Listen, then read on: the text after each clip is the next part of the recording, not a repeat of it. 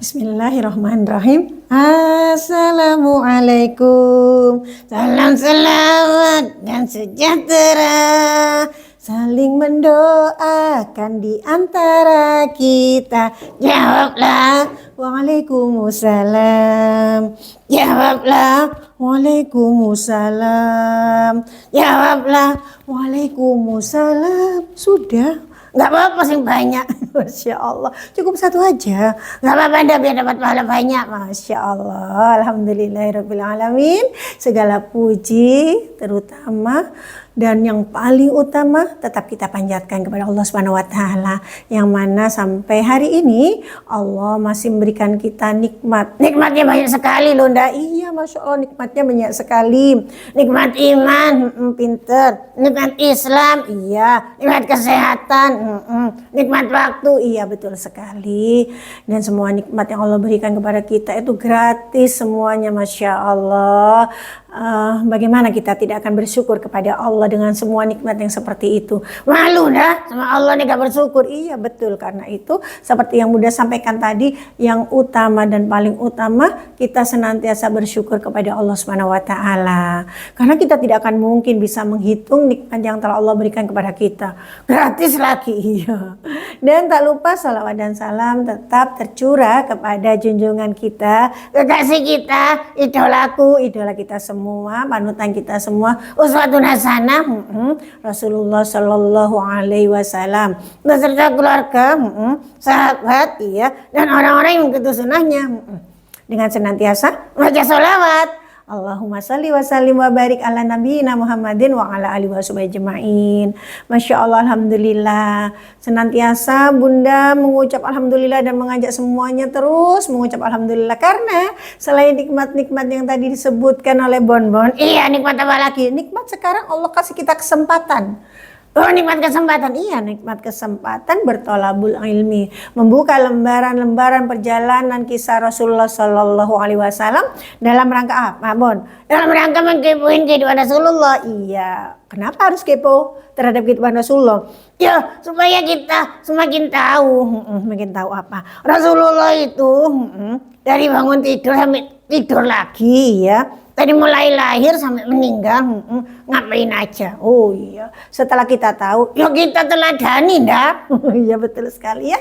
Kita ittiba kepada Rasulullah Shallallahu Alaihi Wasallam, karena dengan kita belajar sirah nabawiyah, kita berharap dengan semakin kita tahu bagaimana perjalanan dakwah Rasulullah, perjalanan hidup Rasulullah, kita semakin iman kepada Allah, semakin mencintai Allah, ya, dah, betul. Semakin mencintai Rasulullah pula, dan tentunya dengan belajar sirah, iya, dapat melembutkan hati kita. Iya, Masya Allah. Bunda lu mesti mewek-mewek nih baca sirah. Iya, Masya Allah. Merasa kecil, ya, kecil banget gitu, bahkan bagai butiran debu. Kayak lagu Anda. Wah, masa tahu Bonbon, itu kan lagunya orang-orang zaman dahulu. Engkau bagai air. Salah aku dah. Ya nggak bisa, ya. Udah nggak usah nyanyi kalau gitu.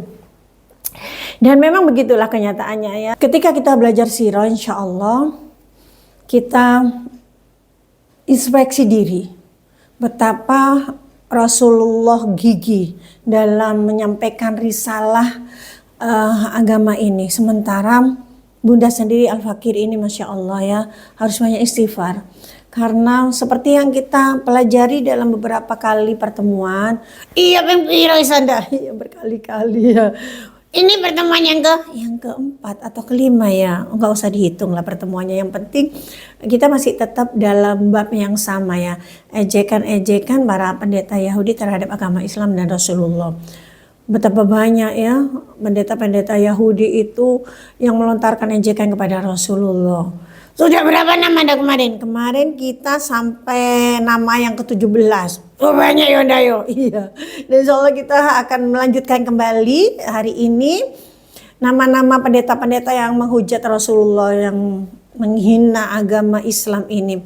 Dan betapa sabarnya Rasulullah, ya, dalam menyampaikan risalah ini, karena luar biasa, benar-benar uswatun hasanah buat kita, ya. Nek Bunda wis pasti ngamuk. Masya Allah. Kok ketawa sih, enggak ketawanya itu miris gitu loh ya. Rasulullah memang menjadi uswatun hasanah kita, idola kita ya. Bagaimana sabarnya Rasulullah dalam mendakwakan risalah Islam. Sementara Bunda terkadang dalam kehidupan sehari-hari ini, iya banyak marahnya.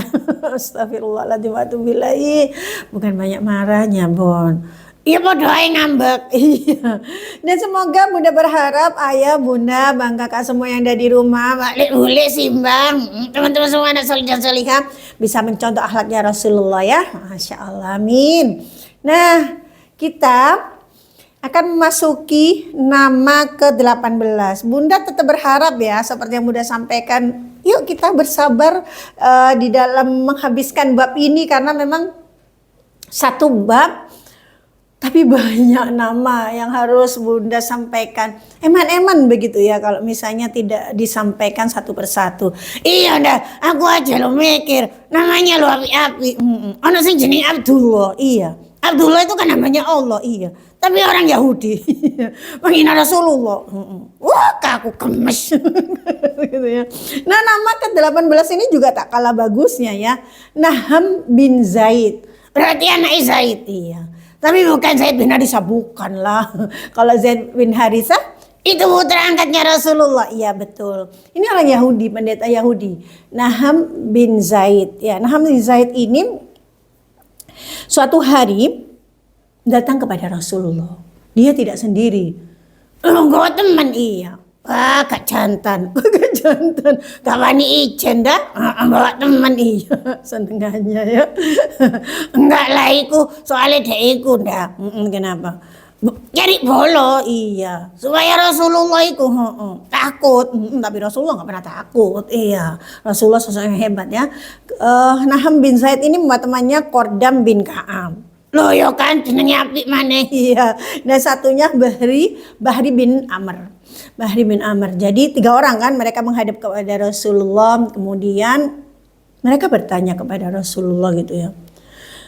Wahai Muhammad, apakah engkau tidak mengetahui bahwa beserta Allah itu ada Tuhan selainnya? Loh masa enggak? Loh ini kan pertanyaannya orang Yahudi. Oh ya selali.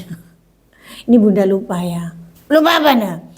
Bon itu harusnya ditaruh istirahat supaya Bunda itu bisa kisah.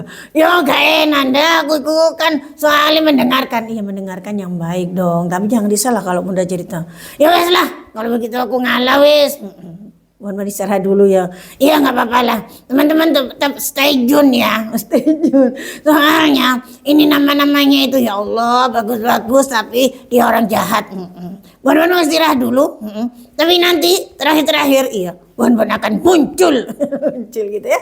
Bon taruh dulu supaya tidak mengganggu ya. Nah, ketika ditanya seperti ini, tentu saja Rasulullah menjawab gitu bahwa memang Allah adalah Tuhan yang Maha Esa. Tidak ada sekutu baginya. Dan tidak ada setara apapun yang setara dengannya. Karena itulah Rasulullah pun menyerukan kepada semua orang-orang, termasuk juga kepada pendeta-pendeta Yahudi, bahwa Allah itu zat yang Maha Esa. Tidak ada sekutu, tidak ada Tuhan selain Allah. Kemudian seperti biasa, Allah kemudian menjawab ejekan-ejekan dari orang-orang, dari pendeta-pendeta Yahudi ini. Di dalam surat Al-Na'am ayat ke-19. Selalu Bunda sampaikan, silahkan ayah Bunda, Bang Kakak, teman-teman, anak-anak solih dan semua, anak-anak solih-solih semua bisa membuka Al-Qur'annya, terjemahannya. Kita buka surat Al-An'am ayat ke-19. Bunda bacakan artinya ya. Katakanlah, siapakah yang lebih kuat persaksiannya? Katakanlah, Allah, dia menjadi saksi antara aku dan kamu. Dan Al-Quran itu diwahyukan kepadaku supaya dengannya aku memberi peringatan kepadamu dan kepada orang-orang yang sampai Al-Quran itu padanya. Apakah sesungguhnya kamu mengakui bahwa ada Tuhan-Tuhan yang lain di samping Allah? Katakanlah, aku tidak mengakui. Katakanlah, Sesungguhnya Dia adalah Tuhan yang Maha Esa, dan sesungguhnya aku berlepas diri dari apa yang kamu persekutukan dengan Allah. Jadi itu yang disampaikan pada Allah dalam wahyunya kepada Rasulullah, dan demikian pula Rasulullah menyampaikan itu kepada pendeta-pendeta Yahudi bahwa Allah berserah diri kepada bahwa Rasulullah berserah diri kepada Allah. Jangan sampai mengikuti pendapat mereka bahwa ada sekutu, ada Tuhan selain Allah, karena memang Allah adalah zat satu-satunya yang patut disembah dan tidak ada ilah selain itu. Maka itulah yang disampaikan oleh Rasulullah kepada pendeta-pendeta Yahudi itu. Tapi itulah ya, mereka itu Bunda rasa memang ingin menyakiti Rasulullah, ingin menghalang-halangi dakwah Rasulullah dengan cara apapun, sampai mereka mengatakan bahwa beserta Allah itu ada Tuhan-Tuhan yang lainnya. Dan pernyataan mereka langsung Allah bantah dalam wahyunya di surat Al-An'am ayat 19. Ini memang kelakuan orang-orang Yahudi ya. Setelah kemarin kita mempelajari ada 5 nama ya kemarin itu ya. Ada 5 nama yang memang mereka itu selalu menghambat dakwah Rasulullah dengan pertanyaan-pertanyaan mereka. Nah, kalau kita sedikit flashback dari kisah yang kemarin, Wahab bin Yahuza itu ya. Ketika sahabat-sahabat Rasulullah kan mendatangi Wahab bin Yahuza itu bersama 3 temannya, yaitu Mu'adz bin Jabal, kemudian Sa'ad bin Ubadah, dan Uqbah bin Wahab. Dan ketika Mu'adz bin Jabal itu menyampaikan kepada mereka bahwa sebelum datang Rasulullah itu mereka itu selalu menyebut-nyebut Rasulullah, menyebut-nyebut namanya dan sifat-sifatnya. Mu'adz heran gitu loh, kenapa kok sekarang ketika Rasulullah itu datang, mereka itu tidak mau mengimani, tidak mau mengakui, bahkan mengingkari. Dan perlu ayah bunda ketahui, abang kakak semuanya, teman-teman solih dan solihah, bahkan orang-orang Yahudi ini sempat mengatakan kepada orang-orang musyrikin Quraisy yang saat itu memusuhi Rasulullah ya. Tapi waktu itu Rasulullah belum dibangkitkan. Tapi orang-orang pendeta-pendeta Yahudi ini sudah ngancam kepada orang-orang musyrikin Quraisy ya. Sebelum Rasulullah dibangkitkan gitu. Mereka mengatakan bahwa akan ada nabi yang dibangkitkan. Dan itu waktunya tidak lama lagi, akan segera. Dan ketika nabi itu dibangkitkan, kami akan mengimaninya, kami akan mengikutinya, dan kami akan membantu untuk memusuhi kamu, untuk menghadapi orang-orang musyrikin Quraisy, sebagaimana mereka memusuhi atau menghadapi melawan orang-orang kaum Ad dan kaum Iram. Jadi sebelum Rasulullah datang itu mereka mengatakan bahwa ketika kalau nanti Nabi terakhir itu dibangkitkan, mereka akan mengikutinya, mengimaninya, bahkan membantu untuk melawan orang-orang musyrikin Quraisy. Itu sudah mereka sampaikan semuanya gitu loh. Nah, tapi ketika seperti yang Mu'adz sampaikan, aneh ya. Setelah datang, setelah dibangkitkan, malah mereka bukan hanya mengingkari, mereka menghadang, menghalangi jalan dakwah Rasulullah, bahkan mereka mengejek, mereka mengadakan suatu pertanyaan yang mengada-ada. Seperti yang disampaikan Naham bin Zaid ini, bahwa mengatakan ada Tuhan beserta Allah. Namun Masya Allah, karena Rasulullah dibimbing wahyu, maka Allah kemudian membantah ejekan mereka bahwa Allah adalah zat yang Maha Esa. Insya Allah. Nah, sekarang muncul nama lagi yang ke-19. Banyak sekali ya, Masya Allah. Tidak hanya 1, 2, tapi ini sudah nama ke-19.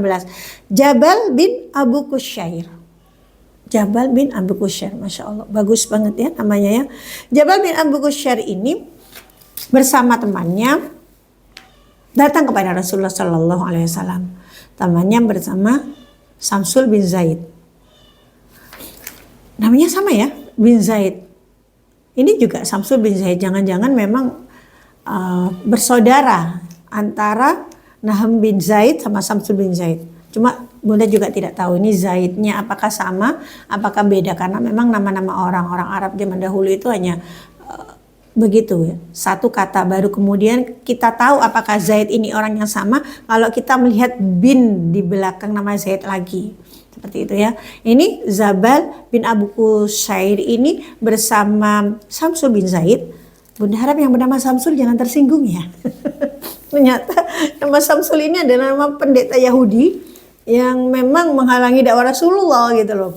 Tapi bismillah, semoga nama Samsul yang ada sekarang adalah nama orang-orang muslim, nama-nama orang-orang yang mukmin yang sangat mencintai Allah dan Rasulnya. Nah, satu hari Jabal bin Abu Kusyair ini bersama Samsul bin Zaid ini mendatangi Rasulullah. Mereka kemudian bertanya, "Wahai Muhammad, kalau engkau itu betul-betul Nabi dan Rasulullah, sebagaimana pengakuanmu? Coba engkau terangkan pada kami, kapan datangnya hari kiamat itu?" Ini pertanyaan yang mengada-ada ini ya, kayak ngetes gitu ya.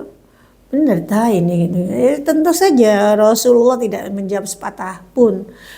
Karena memang yang mengetahui tentang kapan datangnya hari kiamat itu kan hanya Allah. Namun kemudian seperti biasa Allah menurunkan wahyunya kepada Rasulullah Sallallahu Alaihi Wasallam dalam surat Al-A'raf ayat 187. Bunda bacakan artinya. Mereka menanyakan kepadamu tentang kiamat. Bilakah datangnya? Katakanlah, sesungguhnya pengetahuan tentang kiamat adalah pada sisi Tuhanku. Tidak seorang pun yang dapat menjelaskan waktu kedatangannya selain Dia. Kiamat itu amat berat huru-haranya bagi makhluk yang di langit dan di bumi. Kiamat itu tidak akan datang kepadamu melainkan dengan tiba-tiba. Mereka bertanya kepadamu, seakan-akan kamu benar-benar mengetahuinya. Katakanlah, sesungguhnya pengetahuan tentang hari kiamat itu adalah di sisi Allah. Tetapi kebanyakan manusia tidak mengetahui. Terjemah surat Al-A'raf ayat 187. Nah, berkali-kali Bunda sampaikan bahwa selain kita belajar sirah, ternyata kita juga akhirnya tadabbur Al-Quran. Akhirnya kita tahu bahwa ternyata surat Al-A'raf 187 ini ketika mereka menanyakan kepadamu, yang disebut mereka itu ternyata di sini adalah pendeta-pendeta orang Yahudi. Masya Allah, alhamdulillah. Dua ilmu yang sudah kita pelajari hari ini. Semoga banyak ibadah, banyak manfaat yang kita pelajari. Belajar sirah dan belajar tadabbur Al-Quran. Allah sendiri yang membantah pernyataan orang-orang pendeta-pendeta Yahudi ini. Sebenarnya pendeta Yahudi ini tahu betul gitu loh bahwa yang namanya utusan, yang namanya pesuruh Allah seperti pun Nabi Musa adalah untuk menyampaikan risalah agama. Mereka pasti tahu itu gitu loh, dan tidak harus kalau semua Nabi dan Rasul itu utusan Allah kemudian mengetahui segala seluk-beluk. Salah satunya tentang hari kiamat ini. Dan itu memang sudah rahasia Allah. Namun itulah, mereka itu dengan berbagai cara, mereka ingin mempermalukan Rasulullah, mereka mengejek Rasulullah dengan pertanyaan-pertanyaan mereka. Insya Allah, naudzubillah, teman naudzubillah. Nah, kita lanjut kemudian, ada pendeta-pendeta lain, selain nama-nama itu muncul. Tapi mereka itu juga, nama-nama yang Bunda sebutkan sebelumnya itu muncul lagi. Berarti kan memang kalau orang Jawa itu bilangnya nggak kapok gitu ya. Nggak kapok, mereka itu sudah bertanya, kemudian dijawab oleh Rasulullah. Mereka datang lagi dengan temannya lainnya lagi gitu. Sama seperti ini. Namanya adalah Mahmud bin Sabahan. Jangan keliru ya, jangan keliru Sabian. Nanti keliru sama yang penyanyi itu ya. Ini Mahmud bin Sabahan. Namanya bagus juga ya. Nama Mahmud ini juga muncul ketika ada pasukan bergajah menyerang Ka'bah ketika sebelum kelahiran Rasulullah. Ada yang tahu siapa Mahmud ini? Mahmud ini adalah nama gajah tunggangan Raja Abroha. Sekali lagi Bunda mohon maaf, yang namanya Mahmud tidak bermaksud untuk merendahkan atau apa, tapi Bunda memberi menyampaikan wawasan pengetahuan bahwa ternyata Mahmud ini selain nama dari seorang pendeta Yahudi yang mengajak Rasulullah, ternyata muncul nama Mahmud juga ketika ada penyerangan pasukan bergajah yang menyerang Ka'bah, dan ternyata Mahmud ini adalah nama gajah tunggangan Raja Abroha. Masya Allah, itu ilmu buat kita ya, sehingga kita tahu, oh ternyata gajah tunggangannya Raja Abroha itu namanya kayak manusia ya, Mahmud gitu ya. Nah ini beda, Mahmudnya bin Sabahan. Mahmud bin Sabahan ini diriwayatkan suatu hari bersama teman-temannya Nu'man bin Asya, Bahri bin Amir, Salman bin Mashkam, dan pendeta-pendeta Yahudi lainnya datang kepada Rasulullah SAW. Jadi berapa orang? Lebih dari 4 orang. Mahmud bin Sabahan, Nu'man bin Asya, Bahri bin Amr, Salam bin Mashkam, dan pendeta-pendeta Yahudi lainnya. Mereka mendatangi Rasulullah. Jadi selalu seperti itu. Kalau Rasulullah mendakwakan, mendatangi mereka, menyiarkan agama Islam, mereka juga bertanya yang aneh-aneh kepada Rasulullah. Kalau kemudian Rasulullah sedang tidak mendatangi mereka, mereka yang mendatangi Rasulullah gitu. Dan seperti yang dikatakan Bon tadi ya, nggak jantan, nggak sendirian gitu. Buat teman dia boloan gitu ya, banyak bergerombolan. Ini lebih dari 4 orang. Mahmud bin Sabahan, Nu'man bin Asya, Bahri bin Amr, muncul lagi nih nama Bahri bin Amr, dan Salam bin Mashkam. Salam bin Mashkam sudah Bunda sebutkan ya pertemuan yang kemarin. Dan pendeta-pendeta Yahudi lainnya. Mereka bertanya kepada Rasulullah SAW, Muhammad, apakah betul yang engkau datangkan dan yang engkau serukan itu benar datangnya dari Allah? Maka kemudian Rasulullah juga bertanya gitu ya, mengapa engkau tanyakan hal itu? Karena kan sudah sering kali nih Rasulullah menyampaikan. Allah SWT berfirman, Allah SWT menyampaikan seperti ini gitu ya. Tapi mereka tetap bertanya, betul tak?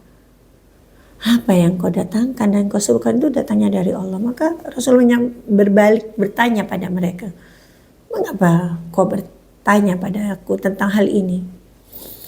Oh ya, karena kami anggap apa yang engkau datangkan itu susunan kalimatnya tidak sesuai seperti susunan kalimat yang ada di kitab kami Taurat. Tidak seperti itu Muhammad, berbeda. Maka kemudian Rasulullah menjawab, sungguh kami datangkan ini adalah dari Allah. Rasulullah meyakinkan mereka, sungguh yang kami datangkan ini dari Allah. Dan sesungguhnya kamu tentunya sudah mengetahui bahwa yang kami datangkan itu hanya dari Allah. Karena tentunya engkau sudah mengerti dan sudah menemui apa yang ada di kitabmu, yaitu kitab Taurat. Mereka tidak mau menerima ketika Rasulullah menyampaikan itu tidak mau menerima. Karena Taurat pun itu kan dari Allah. Tidak ada bedanya. Wahyu diberikan kepada Nabi Musa. Gitu. Tapi mereka mengatakan bahwa susunannya beda gitu loh. Kalimatnya itu, kalimat-kalimatnya beda gitu. Dan ketika disampaikan itu oleh Rasulullah bahwa sebenarnya mereka itu sudah tahu bahwa apa yang disampaikan oleh Rasulullah ini dari Allah. Dan mereka sudah mengerti karena mengetahui itu dari Taurat itu. Tapi mereka membantah lagi, tidak Muhammad. Susunan kalimat yang kau datangkan itu tidak seperti susunan kitab di Taurat. Susunan-susunan yang ada di kitab Taurat. Karena kami masing-masing bisa mengarang susunan seperti yang semacam itu. Jadi menurut pendapat kami apa yang kau datangkan itu bukan dari Allah, melainkan itu adalah karanganmu sendiri. Mereka tega menuduh Rasulullah bahwa Al-Quran itu adalah karangan Rasulullah. Mereka lupa kalau Rasulullah itu ummi, buta huruf. Rasulullah itu gak bisa baca, buta huruf. Bagaimana Rasulullah kemudian bisa mengarang kalimat yang seindah susunan daripada Al-Quran yang Allah wahyukan kepada Rasulullah. Mereka tuh tahu, Rasulullah itu umi tahu. Tapi mereka justru menuduh Rasulullah bahwa kalau melihat dari susunan kalimat-kalimat yang kau datangkan ke surga itu, yang gak sama dengan Taurat itu, mereka merasa bahwa bisa mengarang seperti itu. Dan justru karena itulah mereka menuduh Rasulullah mengarang apa yang Rasulullah serukan, dan itu bukan dari Allah. Dengan sabar Rasulullah menjawab.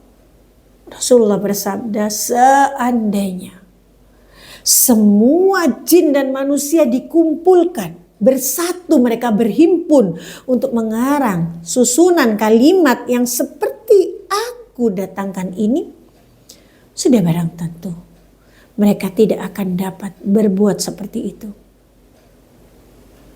Rasulullah berusaha meyakinkan, sampai berandai-andai Rasulullah itu mengatakan, seandainya semua jin dan manusia itu berhimpun, berkumpul, bersatu untuk mengarang sesuatu yang susunan kalimatnya seperti yang Rasulullah serukan, dijamin mereka tidak akan bisa. Mudah jadi teringat, itu ada di surat Al-Baqarah juga ya, ketika tantangan itu datang. Fa'tu bisuratin bimithlihi wad'u syuhada'akum min dunillahi in kuntum shadiqin. In kuntum, nah ini belakangnya Bunda lupa daripada Bunda salah. Jika kamu ragu terhadap ayat ini, maka datangkanlah semisal surat ini gitu. Dan panggillah gitu, wad'u syuhada'akum, saksi-saksi kalian gitu. Itu di Al-Quran sudah disebutkan, diwahyukan Allah di surat Al-Baqarah. Ini Rasulullah sampaikan kepada orang-orang Yahudi seperti itu. Tapi mereka tetap membantah Rasulullah. Tidak mungkin, tidak mungkin. Sudah tentu mereka dapat membuat hal seperti itu. Hanya saja engkau tidak tahu mana jin, mana manusia. Kami saja dapat mengarang susunan kalimat yang seperti itu. Jadi mereka itu tetap sombong. Sombongnya nampak gitu loh. Mereka mengatakan, bisa, pasti bisa gitu loh. Bahkan kok gak ngerti kok yang jin mana, yang manusia mana. Hanya saja kok tidak tahu kalau mereka seumpama mengarang itu. Karena kami saja bisa gitu loh. Kami saja bisa seperti itu. Tidak begitu Muhammad. Karena itu, jika Allah membangkitkan seorang pesuruhnya dan menetapkan kehendaknya, niscaya Allah itu akan menurunkan catatan dari langit yang dapat kami baca dan kami mengerti. Jika tidak begitu, niscaya kami datangi seperti yang diturunkan kepadamu itu. Jadi mereka masih tetap sombongnya, bahwa mereka itu pasti bisa gitu. Dan seketika itu juga, seperti sebelum-sebelumnya, Allah kemudian menurunkan wahyu. Ini Bunda baru tahu juga ya, karena memang baru belajar. Ternyata selain di Al-Baqarah tadi yang Bunda sebutkan itu, Allah juga menerangkan ini di surat Al-Isra ayat 88. Yang artinya, katakanlah sesungguhnya jika manusia dan jin berkumpul untuk membuat yang serupa dengan Al-Quran ini, niscaya mereka tidak akan dapat membuat yang serupa dengan dia, sekalipun sebagian mereka menjadi pembantu sebagian yang lain. Ya, dan ada ayat lagi di surat Al-Isra yang itu bantahan bahwa tidak akan mungkin sampai kapanpun ini ya, ada nabi-nabi palsu yang membuat semisal surat seperti Musailamah Al-Kadzab yang menandingi membuat surat seperti surat Al-Fil, surat gajah. Sangat jauh sekali. Susunan kalimatnya, tata bahasanya beda sekali. Tidak akan bisa. Dan memang Allah sendiri yang mengatakan itu. Selain di surat Al-Baqarah, ternyata di surat Al-Isra Allah sudah menyampaikan itu. Tidak akan, walaupun manusia dan jin berkumpul, mereka tidak akan bisa membuat yang serupa dengan Al-Quran. Walaupun sekalipun mereka sebagian dengan sebagian itu saling membantu, tidak bikin sendiri-sendiri, mereka teamwork gitu. Tidak akan bisa. Ini jaminan Allah.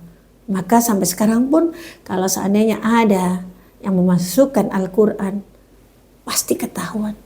Karena Allah sendiri yang menjaga kemurnian Al-Quran ini. Dan ini sudah disampaikan jauh beratus-ratus tahun yang lalu. Ketika pendeta-pendeta Yahudi ini dengan sombongnya mengatakan mereka bisa membuat ayat-ayat semisal Al-Quran. Namun Allah pastikan tidak akan bisa. Dan alhamdulillah sampai sekarang kemurnian Al-Quran masih terjaga. Masya Allah, alhamdulillah. Kita lanjut. Masih ada. Masya Allah. Kita bersabar. Karena ada nama ini berbeda dengan nama-nama sebelumnya. Bunda membaca ini kayak jadinya kayak nama Jawa. Karena namanya itu beda dengan yang lainnya. Ada binnya gitu ya, kayak Mahmud bin Sabahan, Nu'man bin Asya, Bahri bin Amir gitu ya. Ini namanya Sukain dan Adi. Kayak nama Jawa ya. Kayak nama orang Indonesia gitu ya. Kok beda gitu. Bunda baca lagi gitu ya. Kok gak ada binnya ya. Kok gak, kayak gak Arab gitu loh. Dan semoga memang bukan orang Jawa ya. Kayaknya bukan. Masya Allah. Namanya aja Sukain dan Adi. Kan bener kan ya. Sukain ini kayak nama Jawa loh. Adi juga ya. Sekali lagi Bunda Masya Allah menyampaikan mohon maaf kepada yang namanya Adi. Jangan tersinggung ya. Karena memang benar. Ada di bukunya ini. Di buku sini. Boleh nanti ayah Bunda, abang kakak, teman-teman semua yang mau. Buku ini boleh dicari ya, lengkap sekali ini ya. Dan ada itu namanya Sukain dan Adi. Diriwayatkan bahwa kedua orang Yahudi ini, orang Yahudi loh ya. Disampaikan orang Yahudi, bukan orang Jawa berarti. Tapi namanya Masya Allah beda dengan yang sebelum-sebelumnya. Sukain dan Adi ini suatu hari mendatangi Rasulullah Sallallahu Alaihi Wasallam. Dan mereka berkata,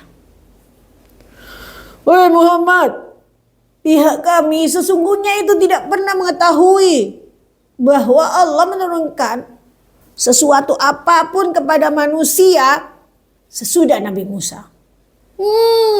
Akan tetapi kamu tiba-tiba datang membawa sesuatu yang kau katakan itu dari Allah. Engkau katakan engkau menerima wahyu dari Allah. Padahal sepengetahuan kami semua, Allah nggak pernah itu nurunkan sesuatu sesudah Nabi Musa." Mereka begitu yakinnya pada pendapat mereka, mereka lupa bahwa mereka juga tidak mengakui Nabi Isa dan apa yang diturunkan Allah kepada Nabi Isa. Jadi mereka hanya percaya kepada nabi-nabi sebelum Nabi Musa dan kitab-kitab yang Allah turunkan sebelum Nabi Musa. Tapi sesudah Nabi Musa, mereka tidak mempercayainya. Mereka tidak percaya kepada Nabi Isa dan apa yang Allah turunkan kepada Nabi Isa. Tapi mereka mengatakan mereka tidak pernah mengetahui karena Allah menurunkan sesuatu setelah Nabi Musa. Padahal Allah menurunkan itu kepada Nabi Isa. Hanya saja mereka tidak mengimani. Mereka kepedean, Masya Allah. Bukan Allah tidak menurunkan, tapi mereka yang tidak mau tahu. Mereka mengatakan kami tidak tahu bahwa Allah menurunkan sesuatu setelah Nabi Musa menurunkan sebenarnya. Begitu pula kepada Nabi Muhammad Sallallahu Alaihi Wasallam ini. Wahyu yang Allah turunkan kepada Nabi Muhammad, mereka tidak mempercayainya. Nabi Muhammad kemudian tidak menghiraukan karena memang ini bertanya macam apa begitu ya. Allah kemudian menurunkan wahyunya untuk menolak suara mereka yang jelek itu kepada Rasulullah Sallallahu Alaihi Wasallam. Jadi senantiasa Allah membackup Rasulullah. Rasulullah dibimbing wahyu. Dan kali ini Wahyu yang turun kepada Rasulullah Shallallahu Alaihi Wasallam, surat An-Nisa ayat 163-165. Boleh dibuka, kalau di Al-Qur'annya ada terjemahan perkata malah lebih bagus. Kalau ada terjemahannya dibaca terjemahannya. Bunda akan baca terjemahannya, surat An-Nisa ayat 163 sampai 165. 3 ayat ya teman-teman ya. Sesungguhnya kami telah memberikan wahyu kepadamu, sebagaimana kami telah memberikan wahyu kepada Nuh dan kepada nabi-nabi yang kemudiannya. Dan kami telah memberikan wahyu pula kepada Ibrahim, Ismail, Yakub dan anak cucunya, Isa, Ayub, Yunus, Harun dan Sulaiman. Dan kami berikan Zabur kepada Daud. Dan kami telah mengutus rasul-rasul yang sungguh telah kami kisahkan tentang mereka kepadamu dahulu. Dan rasul-rasul yang tidak kami kisahkan tentang mereka kepadamu. Dan Allah telah berbicara kepada Musa dengan langsung. Mereka kami utus selaku rasul-rasul pembawa berita gembira dan pemberi peringatan, agar tidak ada lagi alasan bagi manusia membantah Allah sesudah diutusnya rasul-rasul itu. Dan Allah Maha Perkasa lagi Maha Bijaksana. Langsung dibantah sama Allah bahwa Allah itu memberikan wahyu sebagaimana diberikan kepada Nabi Nuh. Nabi-nabi yang kemudian setelahnya disebut satu persatu sama Allah lewat wahyunya di surat Al-Isra ini. Kepada Nabi Ibrahim, kepada Ismail, Ishak, Yakub dan anak cucunya, Isa, Ayub, Harun dan Sulaiman. Dan kami berikan Zabur kepada Daud. Mereka hanya tidak tahu, atau mereka memang pura-pura tidak tahu, karena mereka memang tidak mengakui setelah wahyu yang diturunkan Allah setelah Nabi Musa ini. Dan di ayat ini kita ada satu pengetahuan yang ingin Bunda sampaikan. Dan Allah telah berbicara kepada Musa dengan langsung. Di antara rasul-rasul Allah, Nabi Musa inilah yang bisa bercakap-cakap secara langsung dengan Allah. Masya Allah, luar biasa ya. Hanya Nabi Musa yang bisa bercakap-cakap langsung dengan Allah, berhadapan dengan Allah. Sedangkan nabi-nabi yang lainnya tidak. Kalau Nabi Muhammad SAW bertemu Allah di Sidratul Muntaha ketika Isra Mi'raj. Masya Allah, ini ilmu buat kita semua. Dan demikianlah orang-orang Yahudi ini ya. Sebagaimana sebelumnya ketika Azir bin Abi Azir datang bersama teman-temannya kan bertanya pada Rasulullah juga. Apa yang Bunda sampaikan di kisah teladan sebelumnya kemarin kan. Mereka bertanya itu kepada Nabi Muhammad tentang utusan-utusan Allah. Nabi-Nabiullah gitu. Dan Rasulullah mengatakan bahwa Rasulullah kami percaya kepada Allah dan semua apa yang diberikan kepada utusan-utusan Allah. Rasulullah juga menyebut kami percaya apa yang telah Allah turunkan kepada Nabi Ibrahim, kepada Nabi Ismail, kepada Yakub dan kepada keluarganya. Kami percaya apa yang Allah berikan kepada Nabi Musa, Nabi Isa, dan kami termasuk orang-orang yang berserah diri. Tetapi ketika Nabi Isa disebut, mereka langsung menolak. Kami tidak percaya dengan apa yang diturunkan kepada Isa dan juga orang-orang yang mengikutinya. Jadi memang seperti itu. Seperti yang sekarang mereka menemui Rasulullah, mereka bertanya kepada Rasulullah, tapi mereka tidak mengakuinya. Sukain dan Ani, Masya Allah. Ini ya, angkuhnya orang-orang Yahudi, sombongnya orang-orang Yahudi. Mereka sudah jelas di kitab Tauratnya itu ada ciri-ciri Rasulullah itu jelas sekali. Di Taurat mereka membaca itu bahwa maka dibangkitkan Nabi, bahkan tempat dibangkitkannya itu mereka tahu. Mereka tahu ciri-cirinya itu. Seperti yang kemarin disampaikan itu kan dalam kisah teladan sebelumnya itu kan mereka bertanya, wahai Muhammad, bukankah engkau percaya kepada Ibrahim dan kepada kitab yang diturunkan kepada kami?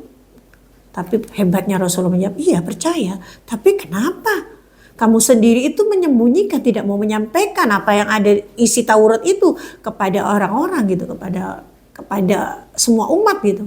Tapi mereka membantah itu. Itulah sifat-sifat orang Yahudi. Naudzubillah, naudzubillah. Semoga Allah hindarkan kita dari sifat-sifat orang-orang Yahudi itu ya. Masya Allah. Nah, insya Allah masih ada satu kali pertemuan ya. Masih ada satu kali pertemuan kita akan belajar ejekan segolongan orang Yahudi kembali kepada Rasulullah. Untuk pertemuan di sore hari ini Bunda cukupkan dulu. Kita sudah belajar 4 nama sebenarnya ya, 4 kejadian ya, 4 timing gitu ya. Yang pertama tadi Naham bin Zaid ya. Naham bin Zaid ini bersama temannya Qordam bin Ka'ab, kemudian Bahri bin Amr. Kemudian yang kedua Jabal bin Abu Qushair bersama temannya Samsul bin Zaid. Kemudian di waktu yang lainnya diriwayatkan Mahmud bin Sabahan bersama Nu'man bin Asa, Bahri bin Amir dan Salam bin Mashkam dan pendeta-pendeta Yahudi yang lainnya. Dan di waktu yang lainnya pula diriwayatkan ada Sukain dan Adi. Semoga apa yang kita pelajari hari ini banyak membawa manfaat, terutama buat diri Bunda sendiri Al-Fakir, dan semoga banyak ibrah yang bisa kita ambil di dalamnya. Satu hal memang yang bisa kita tarik dari kita belajar bahwa sombong itu adalah sifat-sifat yang sudah dimiliki jauh sebelum kita, bahkan mereka pendeta-pendeta orang Yahudi. Jadi kalau ada orang yang sombong sekarang, kasihan, sudah kedaluarsa, ya, sudah duluan. Dulu sudah ada yang pernah sombong, bahkan mereka punya kedudukan, mereka pendeta loh, pendeta orang-orang Yahudi sombong. Dan naudzubillah, semoga kita Allah hindarkan dari sifat sombong itu. Nah, awe deweku ya iya, kenapa? Belajar sirah, itu benar-benar bisa melembutkan hati. Iya dong. Soalnya kan di sirah itu ada contoh-contoh orang, iya. Mereka pintar tapi sombong. Iya betul sekali. Ya Allah, aku berlindung padamu ya Allah, supaya aku gak sombong. Iya, supaya aku bisa masuk surga. Kok ngelongo kenapa Anda? Emang boneka masuk surga? Lo masa Anda? Enggak. Udah jangan gitu Tanda. Masa boneka masuk surga ya teman-temannya? Loh terus aku masuk mana dah? Enggak kok. Dah jangan kayak gitu Tanda. Masya Allah. Daripada kita berdebat dengan bonbon ya. Apakah boneka masuk surga? Loh tapi aku ingin masuk surga dah. Aku gak sombong. Iya lebih baik kita akhiri dulu pertemuan kita pada sore hari ini ya. Masya Allah. Dan aku masuk surga apa enggak? Iya nanti kita bahas ya. Masya Allah. Yang baik-baik datangnya dari Allah, yang salah murni datangnya dari hawa nafsu Bunda sendiri. Mohon dibukakan pintu maaf yang selebar-lebarnya. Bunda juga senantiasa mohon ampunan kepada Allah atas semua kesalahan, kekurangan dan kehilafan yang Bunda perbuat dari mulai awal kita bertemu sampai akhir kita bertemu. Baik yang Bunda sengaja maupun yang tidak, baik yang Bunda tambahkan maupun yang Bunda sembunyikan, dengan senantiasa mohon ampunan kepada Allah. Astagfirullahaladzim wa atubu ilaih. Kita tutup pertemuan kita pada sore hari ini dengan baca doa kafaratul majelis. Subhanakallahumma bihamdik asyhadu an la ilaha illa anta astaghfiruka wa atubu ilaih. Ya Allah, aku terus masuk mana dah? Ya Masya Allah, kita jawab nanti ya. Bunda mau ucap salam dulu. Wassalamualaikum warahmatullahi wabarakatuh. Waalaikumsalam warahmatullahi wabarakatuh. Ila liqa teman-teman.